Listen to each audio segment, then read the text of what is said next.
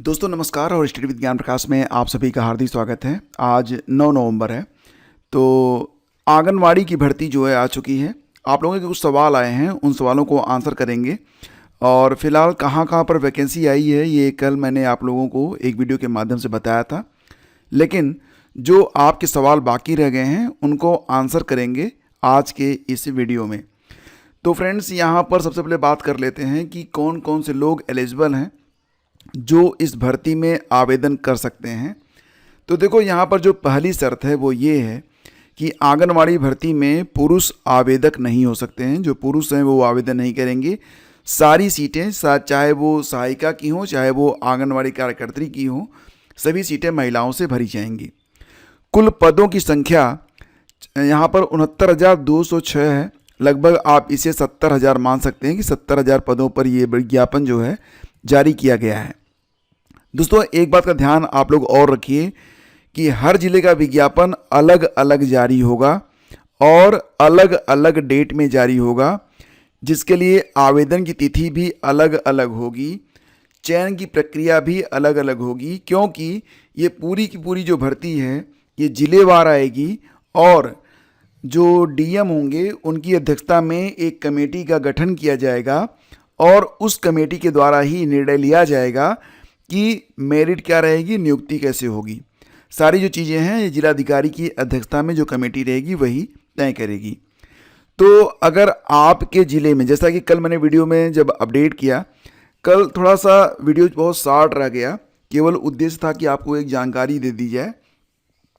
तो कल आप लोगों के बहुत सारे सवाल आए, जैसे कि यहाँ पर पूछा गया, मैं कमेंट पढ़ पा रहा हूँ, हालांकि मैं शो नहीं कर रहा हूँ, कि मेरठ में, इटावा में, जौनपुर में, आजमगढ़ में, इसके अलावा मुरादाबाद में, कुशीनगर में, चित्रकूट में, झांसी में, बरेली में, सहारनपुर में, कानपुर नगर और बाकी के जो ज़िले हैं वहाँ पर ये भर्ती कब तक आएगी।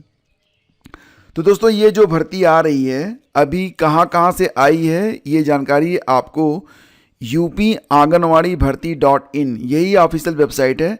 डायरेक्ट अगर आप आंगनवाड़ी भर्ती .in टाइप करेंगे, एक कोई प्राइवेट वेबसाइट खुल जाती है, लेकिन अगर आप यूपी आंगनवाड़ी भर्ती .in ओपन करेंगे तो ये वेबसाइट आपकी ओपन होगी और यहाँ पर आपको जो लेटेस्ट वैकेंसीज आई हुई हैं वो आप देख पाएंगे। यूपी आंगनवाड़ी रिक्रूटमेंट, और स्पेशली ये जो पोर्टल है ये आंगनवाड़ी भर्ती के लिए ही बनाई गई है और इसमें जो अभी फ़िलहाल भर्तियाँ आई हुई हैं तो हापुड़ से आई हुई है 4 नवंबर को, 20 नवंबर लास्ट डेट रहेगी। अमरोहा जेपी नगर से आई हुई है 5 नवंबर को, 25 नवंबर तक आवेदन होंगे। ललितपुर से 6 नवंबर को, प्रतापगढ़ से 6 नवंबर को, सिद्धार्थनगर 6 नवंबर को। तो अभी इतने ही ज़िले हैं जहां से ये विज्ञापन जारी हुए हैं। बाकी के जो ज़िले हैं, जो आपका ज़िला है, तो यहाँ पर विज्ञापन जब जारी होगा तो वो यहीं पर डिस्प्ले होगा।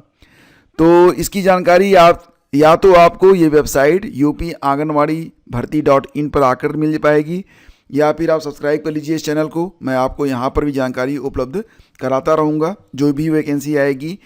टेलीग्राम चैनल स्टडी विद ज्ञान प्रकाश अभी लिंक हो जाइए, वहाँ पर भी आपको सारी जानकारियाँ मैं शेयर करता रहूँगा। इसके अलावा स्टडी विद ज्ञान प्रकाश .com वेबसाइट है, उस पर भी मैं आपको सारी चीज़ें अपडेट देता रहूँगा। जहाँ मर्जी आप हमसे कनेक्ट हो सकते हैं। सोशल मीडिया पर फेसबुक है, एक्स है, इंस्टाग्राम है, हर जगह आप हमसे कनेक्ट हो सकते हैं अगर आप यूज करते हैं। तो दोस्तों, यहाँ पर बात करते हैं एलिजिबिलिटी के बारे में कि क्या योग्यता रखी गई है। पहले तो एलिजिबिलिटी को देख लेते हैं, इसके बाद एक विज्ञप्ति को यहाँ पर भी देखेंगे। तो जैसा कि मैंने आपको बताया कि लगभग 70,000 पदों पर ये वैकेंसी आई हुई है। आंगनवाड़ी कार्यकर्त्री के लिए कुल पद यहाँ पर 7,952 पद हैं। लमसम 8,000 आप इसे माने तो 4,000 पद जो हैं यह सीधी भर्ती से भरे जाएंगे।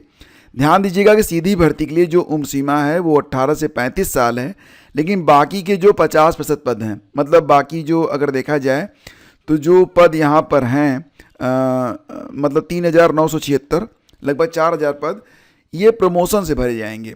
प्रमोशन का मतलब क्या होगा, जैसा कि आप जानते हैं यहाँ पर 2 प्रकार के पद होते हैं। एक होता है आपका आंगनवाड़ी कार्यकर्त्री का पद, दूसरा होता है सहायिका का पद। तो जो भी सहायिकाएं हैं अगर वो 5 साल तक अपनी सेवा दे चुकी हैं, 5 साल से वो सहायिका का काम कर रही हैं, तो अगर उसी आंगनवाड़ी में, जिस आंगनवाड़ी में वो सहायिका हैं, अगर उसी आंगनवाड़ी में आंगनवाड़ी कार्यकर्त्री का पद आया हुआ है तो वो आवेदन कर पाएंगी। शर्त ये है कि उनकी उम्र, यानी कि सहायिकाओं की उम्र जो कि आवेदन करेंगी आंगनवाड़ी कार्यकर्त्री के लिए, 50 साल से अधिक नहीं होनी चाहिए, प्लस वो इंटर पास हो, तो ही आप आंगनवाड़ी कार्यकर्त्री के लिए आवेदन कर सकती हैं। लेकिन दोस्तों जो पद सीधी भर्ती से भरे जाएंगे, यानी कि आंगनवाड़ी कार्यकर्त्री के जो लगभग 4000 पद सीधी भर्ती से भरे जाएंगे, तो यहाँ पर जो आपकी उम्र सीमा है, चाहे आप आंगनवाड़ी कार्यकर्त्री के लिए आवेदन करें और चाहे आप सहायिका के लिए करें, दोनों में उम्र आपकी सीधी भर्ती के लिए 18 से 35 साल रहेगी। ठीक है। प्रमोशन के लिए जो प्रमोशन से आवेदन करने वाली हैं सहायिकाएं, वो 50 साल तक कर सकती हैं, लेकिन अगर सीधी भर्ती में आवेदन करती हैं तो वो 35 साल तक आवेदन कर सकती हैं। ये बात ध्यान रखिएगा।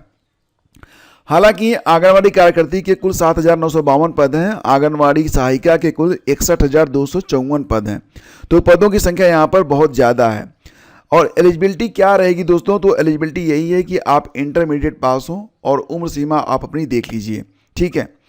अब आंगनवाड़ी कार्यकर्तियों को कितना मिलता है, तो आपके गांव में जो आंगनवाड़ी है आप जाके पता कर लीजिए। ऑफिशियल है कि 7,500 रुपये, सहायिका को मिलते हैं 3,750 रुपये। ठीक है। अब यहाँ पर जो आपके सवाल हैं कि आपके ज़िले में वैकेंसी कब आएगी, तो देखो दोस्तों, जो ज़िला है आपका उसके लिए आप ऑफिशियल वेबसाइट पर देखते रहिए, यहीं पर सारी वैकेंसीज आपकी लिस्ट होंगी।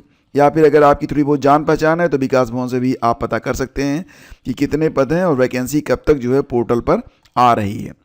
तो ये पूरी अपडेट है यूपी आंगनवाड़ी भर्ती के बारे में। और अगर अभी भी कुछ सवाल आपके बाकी हैं, आपकी सेवा में मैं हाजिर हूँ, तुरंत आप कमेंट करिए और नेक्स्ट वीडियो में मैं आपको सारी जानकारी यहाँ पर उपलब्ध करवा दूँगा। बाकी ये जो चीज़ें मैं आपको बता रहा हूँ, इसको आप अगर पढ़ना चाहें तो आप studyvithgyanprakash.com पर जाकर पढ़ भी सकते हैं। और दोस्तों अब बात कर लेते हैं, जैसा कि आप लोग जानते हैं कि अभी फ़िलहाल शिक्षा सेवा चयन आयोग के अध्यक्ष के लिए घोषणा नहीं की गई है। आवेदन लिए जा चुके हैं, लेकिन अभी तक कोई भी डिक्लेरेशन आया नहीं है। और ये भी है कि आपको ये भी पता है कि बहुत ही जल्द जो है नया विज्ञापन भी जारी करने की बात चल रही है। और साथ ही साथ ये भी कहा जा रहा है कि जो फिलहाल 2022 की टीजीटी और पीजीटी की परीक्षा है वो भी करवाई जाएगी। दोस्तों मुझे लगता है कि सारी चीज़ें आपको 2026 में ही मिलेंगी, उसके पहले तो शायद ही मिल पाए, बहुत कम पॉसिबिलिटी है, क्योंकि तरीका जो है ना वो बहुत लचर तरीके से है। सरकार चाहे तो क्या नहीं कर सकती है। अगर यहाँ पर ढिलाई हो रही है तो इसका मतलब है कि उद्देश्य है कुछ और। ठीक है।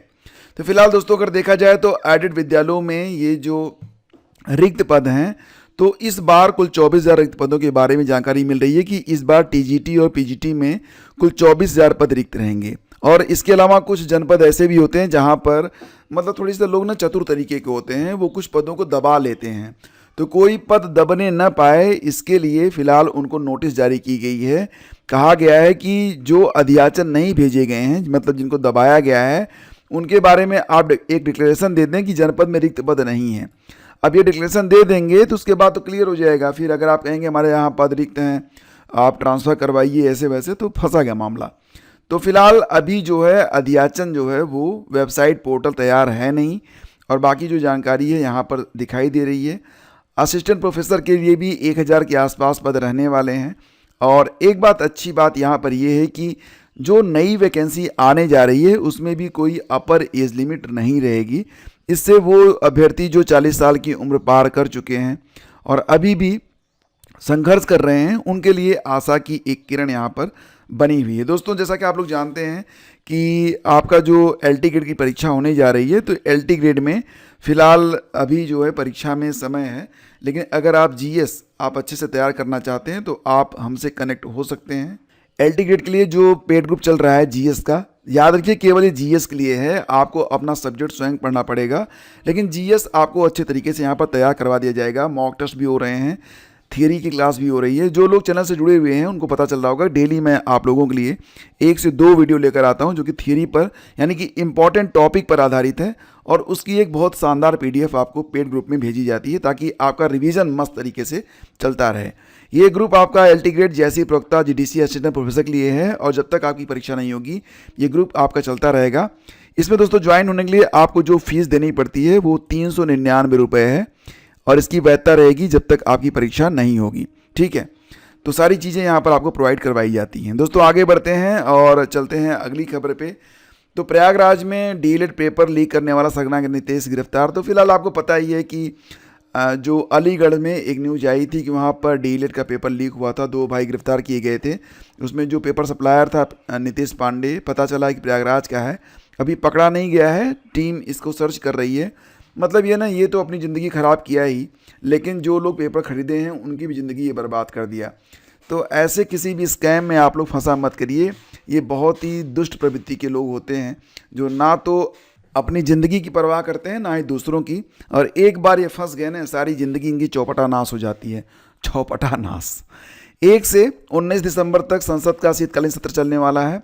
फिलहाल इससे तो हमें आपको कोई मतलब नहीं है। नेक्स्ट है कि डिप्लोमा का उच्च संस्करण नहीं, डिग्री दोनों अलग अलग योग्यताएं। ये एक बड़ी खबर है, लैंडमार्क डिसीजन है। आपको पता है कि 2019 में एक वैकेंसी आई थी, वैकेंसी का नाम था जूनियर इंजीनियर मैकेनिकल। यहाँ पर कहा गया कि जो लोग डिप्लोमा होल्डर हैं सिर्फ वही आवेदन करेंगे, लेकिन जो डिग्री होल्डर थे उन लोगों ने भी आवेदन किया। जो डिग्री होल्डर थे जब उनको बाहर कर दिया गया तब जाके मामला कोर्ट पहुंच गया। कोर्ट ने अब ये डिसीजन दिया है कि जो एलिजिबिलिटी होनी चाहिए उसी के आधार पर आपको आवेदन करना चाहिए था। डिप्लोमा और डिग्री, आप ये नहीं कहेंगे कि डिप्लोमा जो है लोअर वर्जन है डिग्री का, दोनों अलग अलग योग्यताएं हैं और जो योग्यता रहेगी उसी के आधार पर जो है ये भर्ती पूरी की जाएगी। और 8वें वेतन आयोग की भ्रामक शब्दावली में उलझे पेंशन होगी। कई सारी खबरें आज के अखबारों में हैं। दोस्तों यूपी में 44,000 के आसपास होमगार्ड स्वयंसेवकों की भर्ती होने वाली है। विज्ञापन जल्द ही जारी किए जाएंगे यूपी पीआरपीबी की ऑफिशियल वेबसाइट पर, लेकिन उसके पहले आपको ओटीआर करना पड़ेगा। बिना ओटीआर करे आप आवेदन नहीं कर पाएंगे। ओटीआर की प्रक्रिया जो है शुरू हो चुकी है 3 नवंबर से, और फिलहाल ओटीआर करने के लिए आप uppbpb.gov.in या फिर apply.uppprpb.in या फिर www.uppprpb.in पर जाकर भी आप आवेदन कर सकते हैं। तो आवेदन क्या करेंगे, ओटीआर कर लीजिए और फिर जब विज्ञापन जारी होगा उसके बाद आप आवेदन कर पाएंगे। तो दोस्तों ये थी आज की पूरी update. Thank you so much हमसे जुड़ने के लिए। आप डिस्क्रिप्शन चेक करके पेड ग्रुप से जुड़ सकते हैं। धन्यवाद आपका।